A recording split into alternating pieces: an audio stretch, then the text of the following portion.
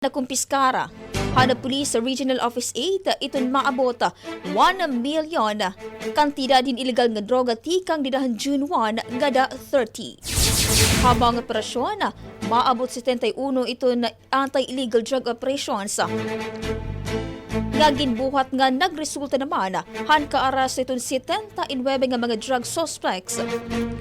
160 naman nga filed cases ngan kakumpiskar han maabot 202 gramo sin shabu ngan marijuana. Nagpapabili naman nga komitibo iton PRO8 to commitment nga masurap iton illegal nga droga pinaagi iton mogot nga operasyon kontra illegal nga droga. Iginduduso naman yan ni Senator Sherwin Gatchalian ang balod nun nga 3-year College Education Act para himuon na lang nga 3 katuig iton pagskwala han kolehiyo imbis 4 katuig. Sumlakan Gatchalian, didahan magdugang 2 katuig iton high school. Kinsaad nga mahalipot iton panahon nga ig-aalutagar iton kolehiyo saglit siring niya nga panahon na para matuman ini. Ang mga general education course naman iniguo po na senior high school. Kudiin paano yan hininga siguraduhon ang pangandaman iton mga estudyante hakulehiyo kan matagan gihaponin mas damo nga panahon para iton internship ngan advanced specialization. Nakarawat na han maabot 366 college students. Ikang Summer State University ira Certificate of Appreciation durante itong culminating activity sa Summer Convention Center, Hakat, Balogan City. Kumarawat gahapon itong kada student beneficiary in 8,550 pesos. Human magserbi nga tutor gan youth development workers ha Samar.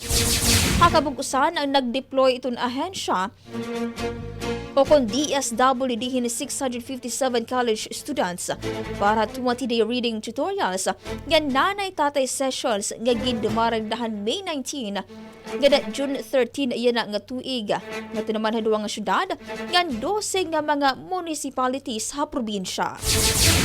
Samtang pagdudumaraon naman yan nga bulan itong payout para parent beneficiaries nga piragahapon nga recipient LGUs. GIN-IIMBESTIGARAN na han mga otoridad itong gintikangan han marijuana nga NAKADTO hasulod itong PARCEL hausa nga bodega habaga kay Tacloban City.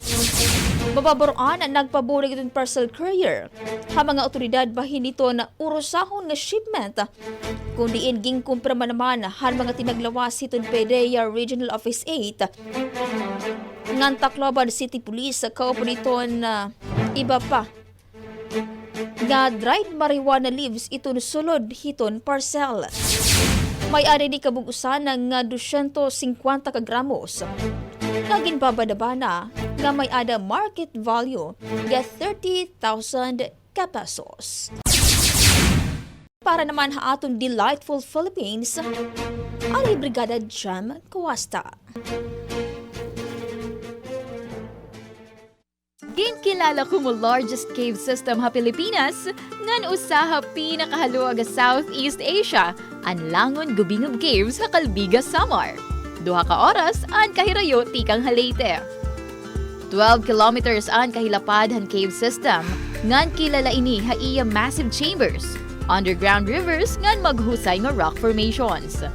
Kaupod ha mga pwede buhaton ha cave ang trekking nga kagurangan, pag-agi ha mga salog, rappelling activity nga nature exploration ha palibot-han cave. Ug sa paman makadangat halangon Gubingog Caves, magbabaktas anayhin pera ka kilometro ngan mahuman makadangat a kuweba, kinahanglan magsulot hin caving gears. Sugadan helmet ngan headlamp a good makitaan, an maanyag nga istruktura han stalactites ngan stalagmites ngan pera nga creatures sugadhan paniki, white crabs, cave crickets ngan spiders sugad man han hypogene blind fish. Pero warning han mga tour guide, likayan ang pagkapot ha mga stalactites ng stalagmites tungod posible madistroso na formation o posible mamatay. Usa naman ha mga rason kung kay ano ginbibisitahan mga trekkers ang kuweba kay tungod halangon cave opening kundiin makikitaan ang majestic light han kuweba tikang halamrag han sirak. Labot ang pag-uma, pangunahon gihapon nga trabaho han mga lokal Amo ang paghabal-habal nga usaha primary transportation ng mga turista o nabisita halangon Gubingog Caves. Dere lahera nakakabulig ang pagpadukwag ang turismo kaya lugar, kundi nabubuligan gihapon ang mga habal-habal drivers aneratag sa pamilya. Mahugot naman nga igindidiri ang pagsakubakweba nga waray tour guide sanglit, kinahanglan mo anay kontakon ang tour guide hakalbiga. Kinahanglan lahing kaangayon nga fees sugadhan gears nga equipment, kaupo na din yan helmet 50 pesos, headlamp 50 pesos, ngan complete set in harness para han rappelling nga 500 pesos. The best time nga bumisita halangon Gubingog Caves kay during summer season agud makitaan and green and lush scenery han lugar tungod kay kun rainy season posible maging delikado tungod ha pagbaha.